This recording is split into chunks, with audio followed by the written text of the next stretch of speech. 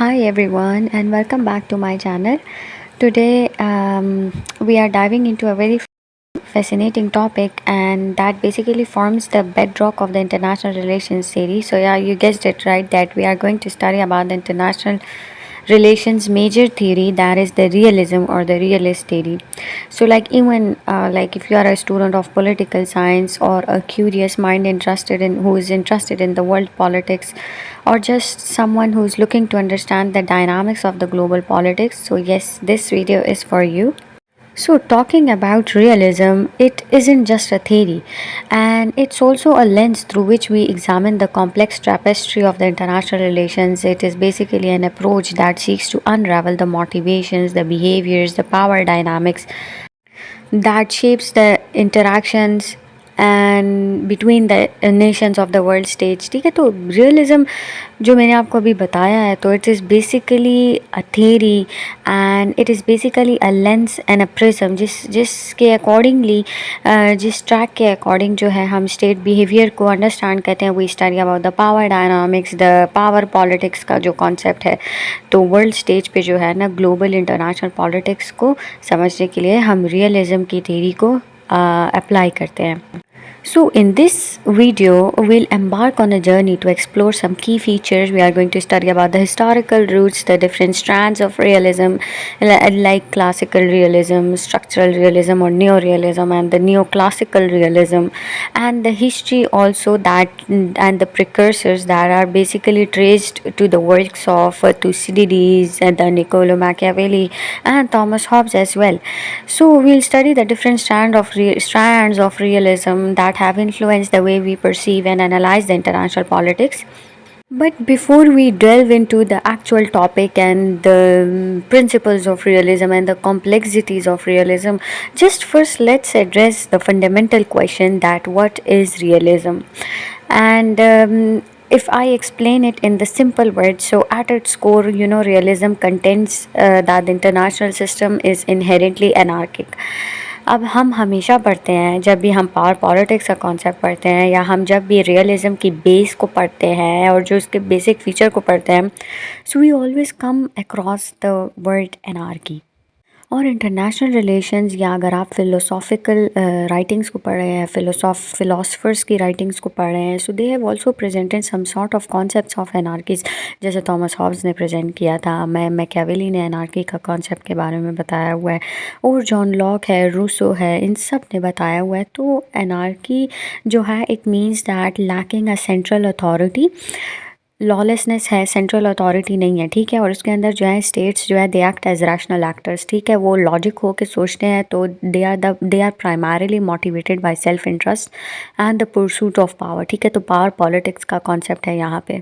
तो रियलिज्म की जो थेरी है ना, या the realist theory that has shaped the way we understand conflict, we also understand cooperation in terms of realism and the very nature of the statecraft, ठीक है। States के nature, behaviour, conflict, crisis, इन चीज़ों को सबको पढ़ते हैं हम realism के अंदर। रियलिज़म एक वो मेजर थेरी है जिसको हम अप्लाई करते हैं एज अ थेराटिकल फ्रेमवर्क, और हम जो है इस थेरी को अप्लाई करके हम स्टेट्स के बिहेवियर को पढ़ते हैं। फॉर एग्ज़ाम्पल, अगर कोई टॉपिक है, जैसे कि चाइना यूएस से रिलेटेड है, इस तरह का कोई टॉपिक है, या ग्रेट गेम के बारे में, या ग्लोबल राइजिंग पावर्स के बारे में, तो we apply realism as a theoretical framework in which through which we study about the state behaviour, the power politics, the global dynamic power structure, और जो जो भी चीज़ें हैं, ठीक है। स्टेट सेंट्रिसिज्म का कॉन्सेप्ट है, और पावर को किस तरह बैलेंस किया जा रहा है, क्योंकि इसमें फिर अलायंस का कॉन्सेप्ट आता है, security dilemma which is a major phenomena, and we study that through the perspective of realism. फिर जो स्टेट है वो नेशनल इंटरेस्ट को कैसे परसू कर रहे हैं, ठीक है। तो ग्रेट पावर्स का जो फिनोमेना होता है, फिर हम रियलिज्म के थ्रू पढ़ते हैं। तो अभी हम थोड़ा सा रूट्स के बारे में पढ़ते हैं। We will study about the precursors, that how this realism came into the limelight and how it is helpful in studying the state behavior, power politics and power dynamics on a world stage, ठीक है। तो we'll start. But before we jump into the actual topic, make sure to hit the subscribe button and give this video a thumbs up, and let's begin. Okay, starting with the introduction, I have mentioned that the precursor of his realist theory is traced back to the works of Thucydides. वो इस तरह because he's सबको पता होगा that he's ancient Greek historian और particularly जो उसका major काम था the history of Peloponnesian War, तो ये एक historical account था that was written during the 5th century और BCE, ठीक है. तो it is considered as one of the earliest and most influential texts in the field of international relations. क्यों है सबसे मोस्ट इन्फ्लुएंशियल टेक्स्ट? क्योंकि उसने it basically laid down the ground work and the foundations for the realism. क्योंकि उसकी writings जो थी Peloponnesian the history of the Peloponnesian war, उसने जो है फोकस किया था पावर पॉलिटिक्स के ऊपर और उसी के अंदर इसने बताया था ह्यूमन नेचर के बारे में, सिक्योरिटी डायलेमा के बारे में भी बताया था उसने थ्यूसिडिडीज़ ने. और थ्यूसिडिडीज़ ने जो है कुछ चीज़ों को एक्नॉलेज किया था जैसे कि anarchic nature of the international system जिसके अंदर स्टेट्स जो हैं they exist without a central authority. तो सेल्फ हेल्प सिस्टम के बारे में उसने एक्सप्लेन किया था कि जो एक स्टेट का जो है they should rely on their own power for survival, जो कि एक की टेनेट है रियलिज्म का, ठीक है. क्योंकि एनार्की है तो पावर ग्रैबिंग का कॉन्सेप्ट तो है, पावर पॉलिटिक्स का तो कॉन्सेप्ट है, तो स्टेट जो है अपने नेशनल इंटरेस्ट को परसू करते हैं, ठीक है. जो सिक्योरिटी डायलेमा तो एग्जिस्ट कर रहा है. तो थुसिडिडीज़ जो है ना he is considered as a historical realist, ठीक है. तो क्योंकि फिर इसको हिस्टोरिकल रियलिस्ट कहा जाता है और इसी के काम से आगे जाके फिर क्लासिकल रियलिज्म आया था, लेकिन वो भी through the revival of the works of Hans J Morgenthau. तो अच्छा, थुसिडिडीज़ जो है ना ही sought to provide an accurate, जो कि एक ऑब्जेक्टिव अकाउंट ऑफ इवेंट्स को इसने प्रोवाइड किया था या बताया था. तो थुसिडिडीज़ की जो कॉन्ट्रीब्यूशंस हैं ये फाउंडेशनल हैं to the understanding of enduring principles of realism in the study of international relations. Thucydides ने जो हिस्ट्री ऑफ पेलोपोनेशियन वॉर में एक फोकस दिया था on the lens of power politics, वो इसलिए क्योंकि he explored the dynamics of power Peloponnesian war, जो कि एथेंस और स्पार्टा के बीच में लड़ाई हुई थी. और उसने थुसिडिडीज़ ने हाईलाइट किया था कि रूल है यार एक पावर का, सेल्फ इंटरेस्ट है, states are driven by the motivation for the power grabbing. Fear है कि मतलब like you know there is a fear, there is a major feature of fearism as a driving force in the state behaviour, ठीक है. तो state behaviour को जो motivate करते हैं वो फियर है, पावर है, सेल्फ इंटरेस्ट है. तो इसका जो नैरेटिव था ना ये इसने हार्श रियलिटीज़ को इंट्रोड्यूस किया था इंटरनेशनल रिलेशंस के अंदर, और जो कि बिल्कुल डिवॉइड है ऑफ द रियलिज्म, ठीक है, डिवॉइड है ऑफ आइडियलिज्म की तेरी के बिल्कुल अगेंस्ट पर्सपेक्टिव में जो काम करेगा that is realism. Human nature के बारे में जो थुसिडिडीज़ ने बताया है, जो एम्फसाइज़ किया है, तो उससे कहा है कि कितनी इनहेरेंट क्वालिटीज़ हैं ह्यूमन के अंदर, सर्टन इनहेरेंट क्वालिटीज़ हैं जैसे कि फ़ियर है, ऑनर है, सेल्फ इंटरेस्ट है, और ये चीज़ें जो है ना इन्फ्लुएंस हो जाती हैं, ठीक है. तो अगर हम इंडिविजुअल लेवल पे इसका एनालिसिस करें तो ठीक है, human nature is brutish cunning, जो कि हॉब्स ने भी फिर लेटर ऑन डिस्क्राइब किया था अपनी राइटिंग्स के अंदर, जॉन लॉक ने भी डिस्क्राइब किया था, रूसो ने भी किया था, एंड सो ऑन मैकियावेली ने भी डिस्क्राइब किया था. तो जो ह्यूमन नेचर का जो कॉन्सेप्ट है that is very much inherent in the realist theory as well, क्योंकि हम तो इंडिविजुअल एनालिसिस करते हैं ह्यूमन नेचर का, तो स्टेट लेवल में भी एनालिसिस इसी तरह होता है कि स्टेट्स जो हैं they are having the contention, they are having the fear, the honour, self interest जो है, तो ये जो है ना इन्फ्लुएंस करती हैं डिसीजन मेकिंग प्रोसेस को, स्टेट्स के बिहेवियर को, पावर डायनामिक्स को, पावर पॉलिटिक्स को. तो थुसिडिडीज़ का जो फोकस था ह्यूमन नेचर पे वो एक क्रूशल एलिमेंट था. तो अब जाके जो बाद में रियलिज्म का के जो स्ट्रैंड्स बने थे डिफरेंट, तो you know it helped in understanding international relations with the realist perspective. फिर सिक्योरिटी डायलेमा का जो कॉन्सेप्ट है थुसिडिडीज़ ने दिया है, तो ठीक है ये भी एक पावरफुल फोकस है in terms of the realist perspective, और यहीं से जो है फिर फीचर्स ऑफ रियलिज्म वो बने थे या इंट्रोड्यूस हुए थे in the field of international relations.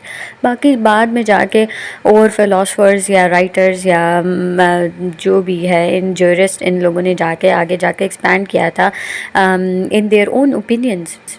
और एनार्की और सेल्फ हेल्प का सिस्टम तो it is very much inherent in the realist theory, क्योंकि एनार्किक नेचर है इंटरनेशनल सिस्टम की, ठीक है. स्टेट्स के जो है ना कोई सेंट्रल अथॉरिटी नहीं है. तो थुसिडिडीज़ का जो नैरेटिव था कि जो एनार्की का सिस्टम है तो वो रिफ्लेक्ट करेगा सेल्फ हेल्प सिस्टम पे, ठीक है, क्योंकि स्टेट्स जो हैं वो they rely on their own power for survival.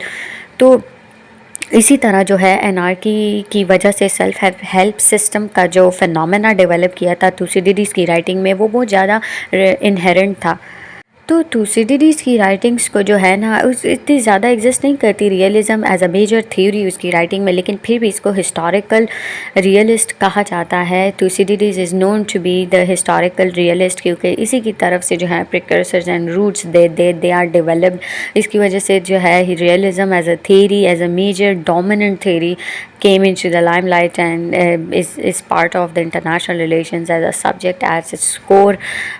It is known for its it is known for its understanding the state's behavior, power dynamics, power politics को समझने के लिए realism जो है it's even today existing in the works of people जो research के काम करते हैं, तो they are using realism, the realist theory as a lens and as a theoretical framework. यहाँ पे I'd like to mention an academic concept या idea that is the Thucydides trap।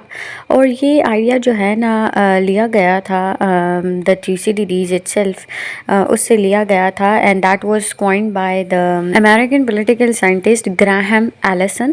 और उसने इस phenomena को present किया था। basically जो Thucydides trap है ना, it is a term and an idea that refers to the rising powers emergence that often leads to a conflict with an established power। तो तुसिडिडीज़ ट्रैप को पढ़ने के लिए हमें हमेशा जो केस स्टडी लेते हैं that is China and the US particularly, क्योंकि चाइना जो है राइजिंग पावर है जो कि थ्रेटन करता है ऑलरेडी एक इस्टेब्लिश्ड पावर को जो कि यूएस है। तो ये टर्म लिया गया था जो ग्रीक हिस्टोरियन है तुसिडिडीज़ से, जिसने पेलोपोनेशियन वॉर का कॉन्सेप्ट दिया था। और आप लोग को सबको पता है कि वो उस टाइम राइजिंग पावर जो ये पेलोपोनेशियन वॉर था that was between the rising power of the Athens and the established power of the Sparta that was in the 5th century. तो मैं यहाँ पे आपको ये सब क्यों बता रही हूँ, क्यों इसलिए बता रही हूँ क्योंकि रियलिज्म और तुसिडिडीज़ ट्रैप जो हैं they are connected through a shared emphasis on power politics या anarchic nature of international system है, या dynamics of the rising and the established power है। तो रियलिज्म जो है ना ये एक ब्रॉडर थेरेटिकल पर्सपेक्टिव है जो कि एक फ्रेमवर्क प्रोवाइड करता है इन अंडरस्टैंडिंग द कंडीशंस जो कि स्टेट बिहेवियर को स्टडी करता है, ठीक है, जो कि तो ये सारा कॉन्सेप्ट जो है रिजेंबल करता है on the other hand Thucydides trap के साथ भी। अभी तक जो लॉन्ग डिबेट हो चुकी है on the Thucydides and I have told you that he was a Greek historian और he is perhaps the oldest one. तो क्योंकि इसने हमें पेलोपोनेशियन वॉर के बारे में बताया था जो कि there were the two Greek city states, जो कि एक एथेंस था एक स्पार्टा था। So while writing on the Peloponnesian war उसने फोकस किया कि जो कॉन्फ्लिक्ट्स और कॉम्पिटिशन्स हैं वो among like they were happening in the Greek city states. तो वो सोच रहा था कि जो कॉन्फ्लिक्ट्स और कंपटीशन हो रहे हैं ना, so they were happening in terms of unequal power, ठीक है, in terms of the states were unequal in terms of power, क्योंकि स्टेट्स जो है ना इनको ये रियलिटी एक्सेप्ट कर लेनी चाहिए कि अनइक्वल पावर तो रहेगी और वो इसी के साथ अकॉर्डिंगली रहें, मतलब ठीक है। तो अगर स्टेट्स ये रियलिटी फॉलो करें ना तो फिर इस लिहाज से जो है सर्वाइवल और प्रॉस्पेरिटी जो है वो आ जाएगी।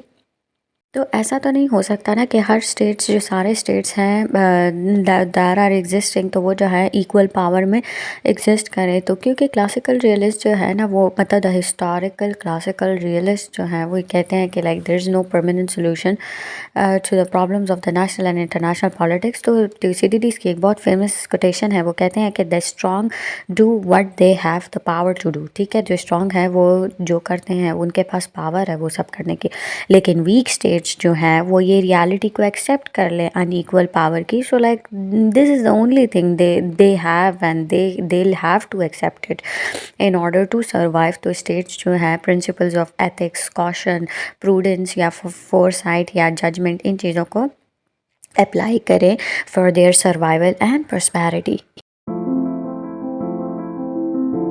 The second philosopher that we study as an historical classical realist is Niccolo Machiavelli. He is known to be a very very very true realist philosopher और ये इटालियन थे और इन्होंने because through his writing we have came to know that he urged the king or the ruler to be very ruthless and be very harsh, क्योंकि Machiavelli कहते हैं कि सही है वर्ल्ड जो है वो एनार्किक है, लॉलेसनेस है, सेंट्रल अथॉरिटी नहीं है और डेंजरस प्लेस है। तो जो रूलर है उसको ही should be brave like a lion and cunning like a fox, ठीक है, उसने ये गाइडलाइन एक किंग को दी थी। तो अकॉर्डिंग टू मैकियावेली वो कहते हैं कि सर्वाइवल ऑफ द स्टेट जो है ना वो preservation of its territorial integrity है, इंडिपेंडेंस है, ठीक है, the state should prioritise its independence और वेलफेयर ऑफ द पीपल होना चाहिए, ठीक है। And that largely depends on the manipulative power of the ruler. तो वो कहते हैं कि रूलर इज़ रिस्पॉन्सिबल, ठीक है, for the survival and welfare of the state. अगर रूलर या किंग एम्परर जो है वो जितना ज़्यादा पावरफुल होगा, जितना रुथलेस होगा, जितना हार्श होगा एंड क्रूअल होगा, तो उतना ज़्यादा जो है स्टेट सर्वाइव करेगी, प्रॉस्परस होगी, ठीक है। तो इसकी राइटिंग्स में हमें मिलता है पावर पॉलिटिक्स का कॉन्सेप्ट। मैकियावेली ने जो है द प्रिंस लिखी थी, जिसके अंदर इसने गाइडलाइंस बताई थी किंग को कि किंग को किस तरह का होना चाहिए। इसने एक मॉडल प्रेजेंट किया था और इससे कहा था कि किंग को जो है बहुत हार्श होना चाहिए। हॉब्स को, थॉमस हॉब्स को हम इसलिए क्लासिकल रियलिज्म में डालते हैं क्योंकि इनकी राइटिंग्स जो थी the on the state of nature, वो इसलिए हम इसको पढ़ते हैं क्योंकि इसने स्टेट ऑफ नेचर का कॉन्सेप्ट दिया था। और हॉब्स का जो स्टेट ऑफ नेचर था उसके अंदर एक गवर्नमेंट जो थी वो एब्सेंट थी, ठीक है। तो ये एक इंग्लिश पॉलिटिकल फिलोसफर हैं जिन्होंने बाद में सोशल कॉन्ट्रैक्ट की थेरी प्रेजेंट की थी। और उनके स्टेट ऑफ नेचर में जो है नो रूल ऑफ लॉ था, फियर ऑफ पीपल था, like they were having fear that they get hurt और killed by the stronger person, ठीक है। तो उन्होंने कहा कि सॉवरन स्टेट बनाना चाहिए और सॉवरन स्टेट जो है वो सिक्योरिटी और सेफ्टी प्रोवाइड करेगा लोगों को और डिफेंड करेगा लोगों को, और स्टेट डिफेंड करेगा एक्सटर्नल थ्रेट से। तो गवर्नमेंट जो थी वो बहुत नेसेसरी थी विद इन द सोसाइटी, क्योंकि लोगों को जो है एक रूल ऑफ लॉ होगा, सिक्योरिटी होगी लोगों की अगेंस्ट वायलेंस एंड थ्रेट। तो हॉब्स के कॉन्सेप्ट को लेकर हम इस तरह समझते हैं कि मतलब एक इंटरनेशनल ग्लोबल सिस्टम किस तरह होना चाहिए, क्योंकि हॉब्स के सिस्टम में कोई हॉब्स के कॉन्सेप्ट या थेरी ऑफ सोशल कॉन्ट्रैक्ट में कोई सिस्टम ऑफ सेंट्रल गवर्नमेंट नहीं थी, ठीक है। मतलब गवर्नमेंट नहीं थी, सॉवरन स्टेट नहीं था। तो इस तरह हॉब्स कहते हैं कि इस तरह जो है बहुत सारे मल्टीपल सॉवरन स्टेट्स हैं और कोई इंटरनेशनल लॉ होना चाहिए जो उनके एक्शंस को रेगुलेट करे कलेक्टिवली। एक स्ट्रिक्ट एडहेरेंस होनी चाहिए and that was very much necessary for the states to survive and prosper, ठीक है। तो सर्वाइवल ऑफ द स्टेट जो है, prosperity of the sovereign state, इन सब के लिए international law is very very much necessary. जैसे मैं आपको इंट्रोडक्शन समझा चुकी हूँ, तो क्लासिकल रियलिज्म में हमने पढ़ा है तुसिडिडीज को, हॉब्स को और निकोला मैकियावेली को। लेकिन classical realism it got revisited through the revival of the works of Hans J Morgenthau. तो हम उसके बारे में थोड़ा सा पढ़ते हैं, हेंस जे मोरगेंतो के बारे में, and then we are going to shift to the other strand of realism and that was the new structural that is the new realism और द स्ट्रक्चरल रियलिज्म, ठीक है। तो उसके अंदर फिर डिफेंसिव रियलिज्म है, ऑफेंसिव रियलिज्म है, जो कि defensive was given by Kenneth Waltz और ऑफेंसिव जो है मियाशमर ने प्रेजेंट की थी। तो चले आए पहले मोरगेंतो को पढ़ते हैं in the classical realism that got revisited.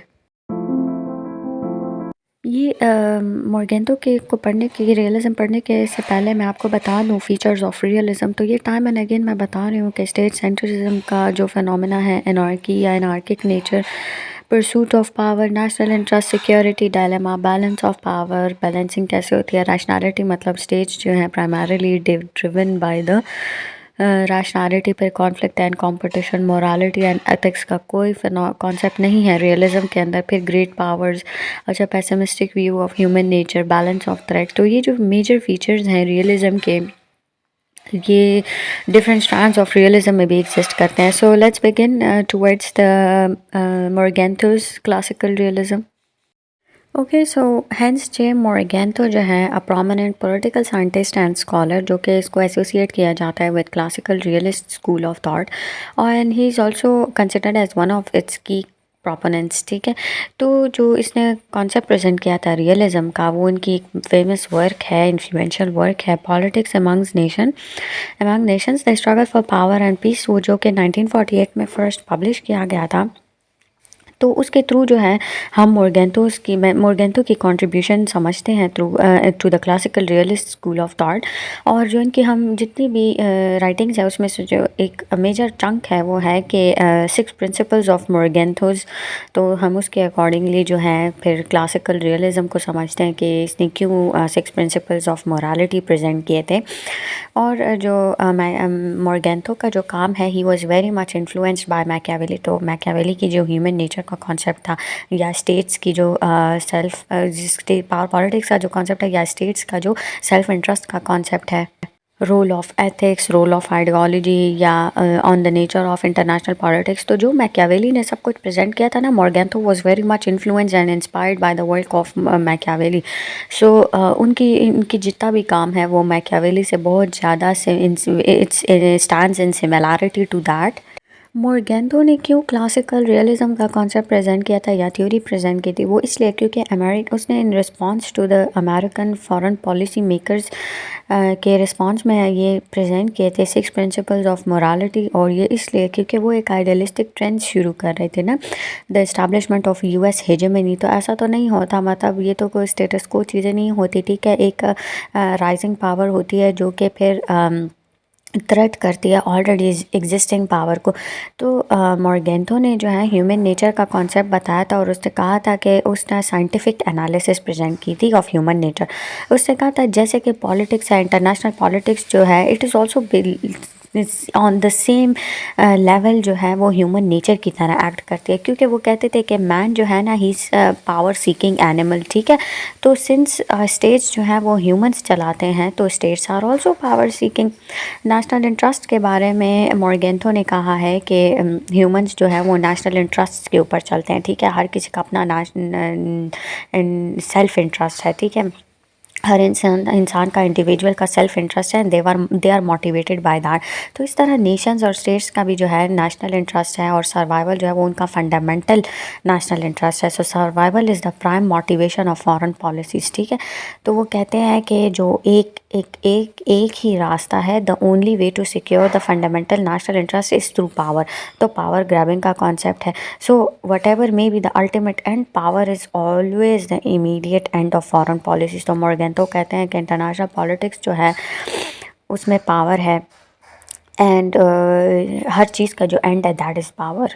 Role of ethics पे मोरगेंतो कहते हैं वो कोई एथिक्स को कंसिडर नहीं करते, एक पैसिमिस्टिक व्यू है एथिक्स और मोरालिटी के ऊपर, जिस तरह के मैकियावेली ने डिस्कार्ड किया था कि इंटरनेशनल पॉलिटिक्स में कोई एथिक्स और मोरालिटी नहीं होती। तो इस तरह मोरगेंतो ने भी कहा है कि यूनिवर्सल मॉरल प्रिंसिपल्स जो है वो अप्लाई नहीं होते to the conduct of the states. तो वो कहते हैं कि मोरगेंतो ने कहा था कि लाइक हमें ये नहीं देखना चाहिए कि क्या सही है हर जगह हर सिचुएशन में, बट हमें ये देखना चाहिए कि क्या सही है on the given situation, on the given context of situation, ठीक है। तो मतलब वो रोल ऑफ एथिक्स वो बिल्कुल डिस्कार्ड करते हैं।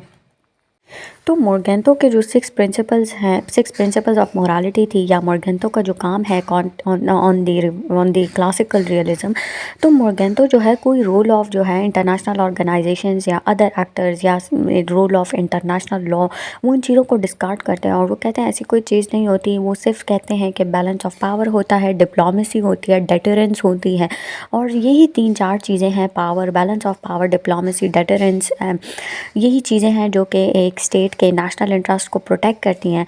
तो वो 3 किस्म के कंट्रीज़ का वो प्रेजेंट करते हैं और कहते हैं कि इस तरह की 3 कंट्रीज़ होती हैं on the basis of their foreign policies. और वो कहते हैं कि 3 टाइप्स वो हैं, जैसे कि एक स्टेटस को है, ठीक है। तो स्टेटस को क्या मतलब, यूएसए की अगर आप एग्जांपल ले लें, ठीक है, तो उन्होंने सारा काम जो है मेंटेन रखा हुआ है, ठीक है, अपनी पावर को, एक इस्टेब्लिश्ड पावर है ना। फिर एक उन्होंने सेकंड नंबर जो प्रेजेंट किया था वो था रिविजनिस्ट का, जो कि चाइना है, ठीक है, those who want to change the system and those who are becoming a rising power.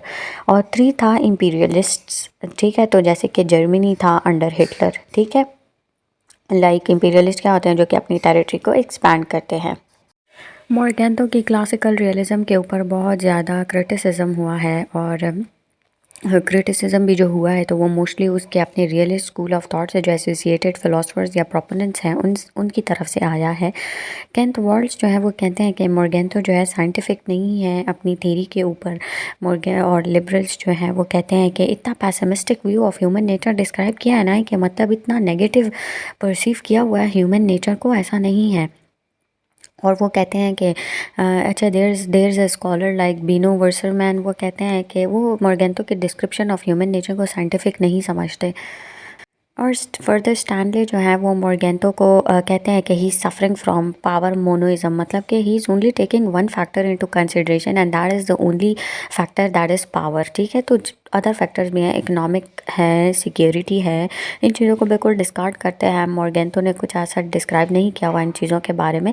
और बाकी जो मेजर क्रिटिसिजम्स हैं वो फेमिनिस्ट पर्सपेक्टिव से आए हैं और वो कहते हैं कि ह्यूमन नेचर के मोर्गेंटो ने जो है ह्यूमन नेचर को डिस्क्राइब किया and that is very much culturally defined. ठीक है, human nature is both masculinist as well as feminist. ठीक है, फिर जो है उन्होंने disagreement with conception of national interest का बताया, क्योंकि नेशनल इंटरेस्ट जो है वो उन्होंने मोर्गेंटो ने सिर्फ पावर के कॉन्टेक्स्ट में बताया, लेकिन मल्टी डायमेंशनल व्यू भी होने चाहिए। मतलब इंटरनेशनल पॉलिटिक्स जो है कॉपरेशन के थ्रू भी चलता है, पीस एंड हार्मनी के उससे भी चलता है पर्सपेक्टिव से।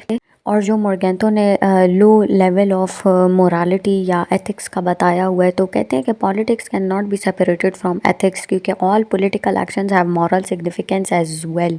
We can not ignore the ethical and morality in the politics and we can also not discard ethics and morality from politics. Like अगर मॉरल प्रिंसिपल्स को account like if taken into the account, तो Wars और conflicts को avoid किया जा सकता है। ठीक है, like we are not saying that ethics carry no meaning, like human race जो है वो सर्वाइव नहीं कर सकती विदाउट ऑब्जर्विंग एथिक्स। तो we can not absolve politicians from taking the moral responsibility of their actions. ठीक है, और जो टिकनर है, she rejects the autonomy of politics from ethics and suggests that it is an extremely narrow view of politics। ठीक है, मोर्गेंटो ने बहुत ही limited way में सब कुछ डिस्क्राइब किया हुआ है and only in the context of power.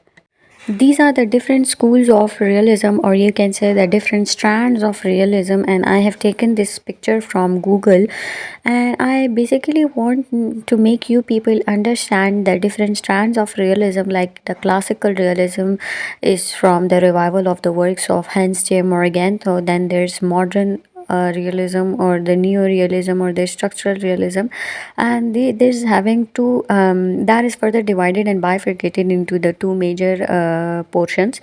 That is the defensive realism, that is from Kent Swartz, and the other is offensive realism, and that is from Miashmer.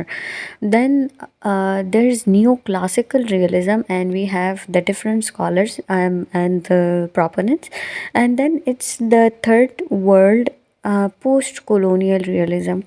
तो अभी हम जाके न्यू रियलिज़म को पढ़ते हैं and later we head towards the new classical realism. Structural realism या new realism के अंदर जो मेजर फ़िलोसफर हैं जो डिफेंसिव रियलिज़म को प्रेजेंट कर किया था वो है केनेथ वॉल्स। और केनेथ वॉल्स को जो है दितांत रियलिस्ट भी कहा जाता है। दितांत जो था वो एक फेज था ड्यूरिंग द कोल्ड वॉर, जो कि it meant that there was certain relaxation of tensions between the super powers. तो इसीलिए कुछ स्कॉलर्स थे जैसे रॉबर्ट कोहेन, जोसेफ नाइन, इन्होंने चैलेंज किया था स्टेटस ऑफ रियलिज़म को as a scientific theory of international politics.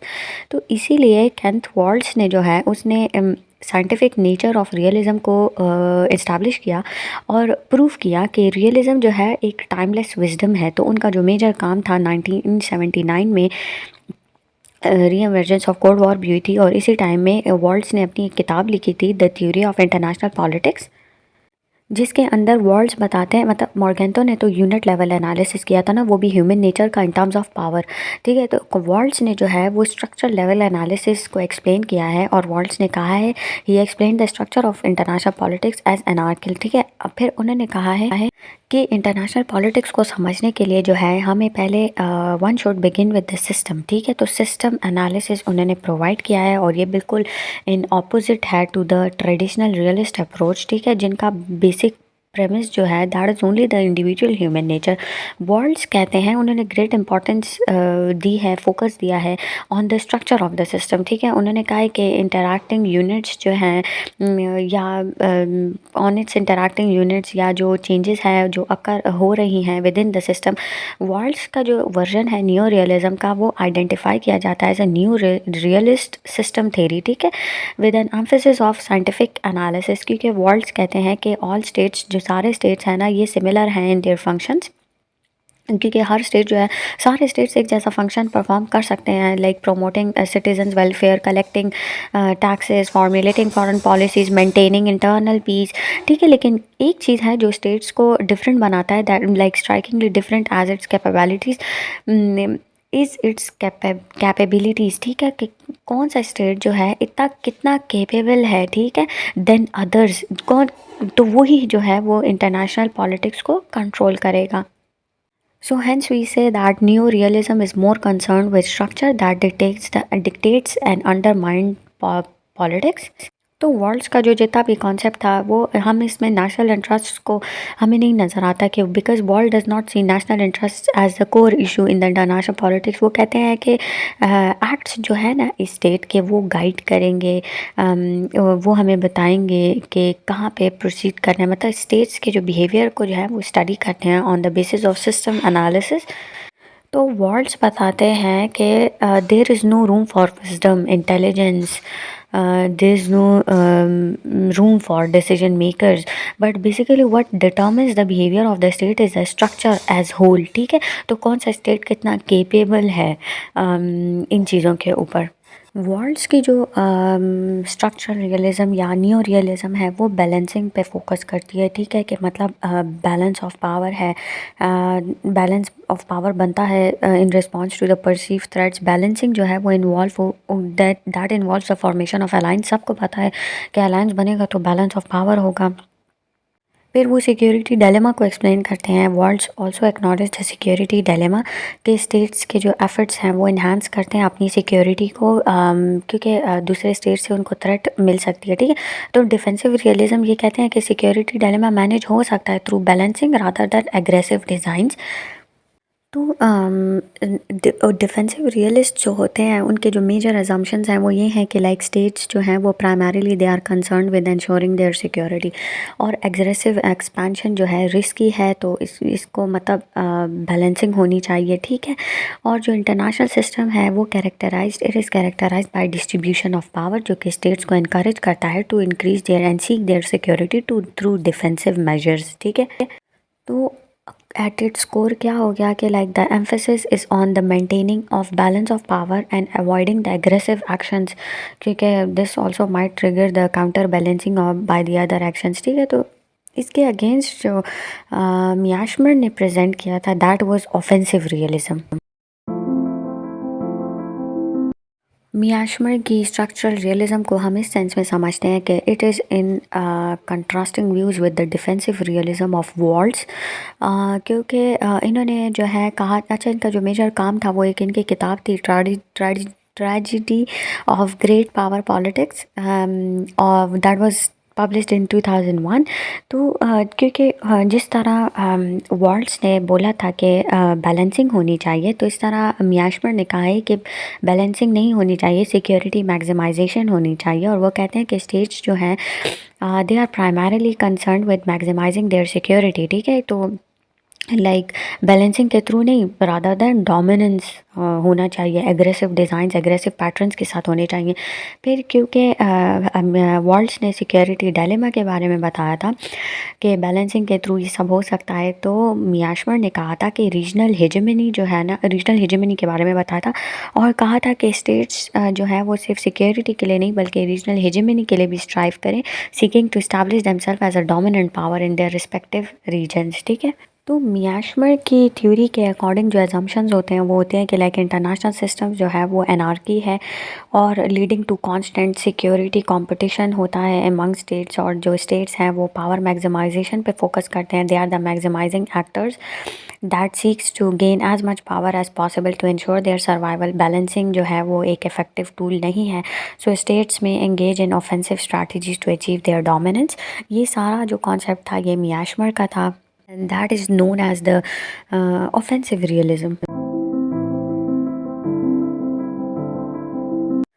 मियाशमर और वॉल्स जो है दोनों रियलिस्ट स्ट्रक्चरल रियलिज्म या न्यू रियलिज्म के साथ एसोसिएटेड हैं, लेकिन एक जो है डिफेंसिव रियलिस्ट को प्रमोट करता है और दूसरा जो मियाशमर जो है this very much concern with offensive realism. तो व्यूज़ जो कैंट वॉल्स के हैं वो कहते हैं, कैंट वॉल्स कहते हैं कि एंडलेस पावर नहीं होनी चाहिए, like striving for that should not be the ultimate goal पे। नेशंस जो हैं वो जितनी पावर एक्वायर करते हैं वो सफिशेंट है उसके डिफेंस के लिए। वो सिक्योरिटी मैक्सिमाइजेशन की बात करते हैं रादर देन पावर मैक्सिमाइजेशन। तो वर्ल्ड्स कहते हैं कि अननेसेसरी अमाउंट ऑफ पावर जो है ना इस काउंटर प्रोडक्ट, ठीक है, मतलब बस इतना ज़रूरी नहीं है। बस अगर एक अनएंडिंग पावर सर्च है तो बस फिर जो है ये बाकी स्टेट्स को भी फोर्स करता है to enter into the counter coalitions, ठीक है, तो बैलेंसिंग हो जाती है। क्योंकि मैंने पहले ही बताया है कि Myanmar is associated to the school of offensive realism. तो वो कहते हैं कि कोई भी पावर जो है इनफ नहीं है, मतलब पावर मैक्सिमाइजेशन जो है एक अल्टीमेट गोल होना चाहिए और जिसकी कोई बाउंड्रीज नहीं है, ठीक है। तो इस कॉन्टेक्स्ट में जो है वो मोर्गेंतो की फ़िलासफ़ी के करीब आ जाते हैं। और क्योंकि मोर्गेंतो ने कहा था कि power is an and in itself, ठीक है, तो बस एक एंड होना चाहिए, मतलब पावर जो है एक अल्टीमेट गोल होना चाहिए पावर सीकिंग। तो म्यांमार का जैसे कि according to Myanmar USA should aspire for hegemony rather than balancing का कॉन्सेप्ट वॉल्ट्स ने दिया था, ठीक है। USA should not allow any country to gain balance of power and against USA. The only guarantee of security is hegemony, और USA अपनी hegemony को maintain रखे और कोई भी उसकी हेजेमनी को जो है डिस्टेबलाइज ना कर सके और कोई भी काउंटर कोलिशन नहीं फॉर्म होनी चाहिए, ठीक है। अकॉर्डिंग टू म्यांमार nations are not security maximisers, they are the power maximisers. तो ये जो second on the right hand side पे जो मैंने लिखा हुआ है कि वो चाइना की एग्जांपल है कि लाइक चाइना जो है वो पावर जो है एक्वायर इसलिए नहीं कर रहा कि उसको सिक्योरिटी चाहिए, इसलिए कर रहा है क्योंकि वो अपनी डोमिनेशन को इस्टेब्लिश करना चाहता है। म्यांमार कहता है कि नेशंस जो है वो ऑफेंसिव होते हैं रादर दैन डिफेंसिव, ठीक है, और वो वर्ल्ड्स की व्यूज़ को बिल्कुल डिस्कार्ड करते हैं और कहते हैं कि वो म्यांमार कहते हैं कि offence is the best defence. और उन्होंने ये एग्जांपल भी दिया है कि हिस्ट्री में जितने कंट्रीज़ ने ऑफेंसिव स्ट्रैटेजीज़ या ऑफेंसिव साइड पे थे उन्होंने हमेशा वॉर्स को जीता है हिस्ट्री में, over the course of history. अच्छा, उस टाइम जो है रियलिज्म जो है ईस्ट में भी प्रिवेल कर रहा था, या philosophy of realism was also prevailing in the east. तो एक मेजर हिंदी के जो एसोसिएटेड फ़िलासफ़र हैं वो हैं कौटिल्य, और वो कहते हैं कि state of relations between states is like a jungle where strength of loin prevails and every neighboring state is an enemy, and that the king must be विजिशु, मतलब every hungry to acquire power. अच्छा, कौटिल्य का ये believe था कि जो states के बीच में रिलेशंस होते हैं इट्स लाइक अ जंगल, और जो पावरफुल स्टेट होता है वो प्रिवेल करेगा, वो हेजेमनी जो है अपनी इस्टेब्लिश करेगा, और हर नेबरिंग स्टेट जो है दूसरे का एनिमी है, ठीक है। तो मतलब पावर एक्वायरिंग, पावर ग्रैबिंग के बारे में बता रहे हैं। फिर the second one is Sanju जो थे, ही is also a very famous author of the book the art of war, उन्होंने दी थी, और उसके अंदर उन्होंने डिफरेंट टाइप्स ऑफ वॉर्स के बारे में बताया और स्ट्रैटेजीज़ के बारे में बताया है, इंक्लूडिंग द गोरिल्ला वॉरफेयर। ये मैंने वैसे ही इंक्लूड किया है कि अगर if you people are curious about the art of war of Sun Tzu, तो उन्होंने 6 प्रिंसिपल्स प्रेजेंट किए थे। ये एक बहुत छोटी किताब है, कुछ 60-70 पेजेस की, और ये कुछ प्रिंसिपल्स हैं जिसके बाद जो कि डिस्क्राइब करते हैं उसकी रियलिस्ट फ़िलासफ़ी को, जो कि ड्यूरिंग द वॉर टाइम्स है कि like winning as a whole, leading to advantage, deception, energy, strength and weaknesses and the initiatives that how to keep advantage in a conflict। तो ये आप लोग इसके बारे में पढ़ सकते हैं। It is a very small and precise book. अब हम पढ़ते हैं on the new classical realism and that was in the late 20th century. तो न्यू क्लासिकल रियलिज्म जो है it is combining the elements of classical realism and the new realism, ठीक है। जो क्लासिकल रियलिज्म में हमारे पास हेंस जे मॉर्गेंटो था, या उससे प्रीवियस भी जो अगर writings of Hobbes and Thucydides, and the new realism या स्ट्रक्चरल रियलिज्म में जो हमारे पास अभी मियाशमर और वॉल्ट्स थे। तो ये इन दोनों के थ्योरी या फिलॉसफी या इन चीज़ों को कंबाइन करता है। तो scholars like Gideon Rose have contributed to this development, और उन्होंने इंटीग्रेट किया है डोमेस्टिक और इंटरनेशनल फैक्टर्स को जो कि हमें अंडरस्टैंडिंग प्रोवाइड करते हैं इन explaining the behaviours of the state. ठीक है, तो वो डोमेस्टिक फैक्टर्स को पढ़ते हैं, जैसे कि डोमेस्टिक पॉलिटिक्स है, परसेप्शन ऑफ थ्रेट्स है, जो कि फॉरेन पॉलिसी या डिसीजन मेकिंग प्रोसेस को इन्फ्लुएंस करते हैं।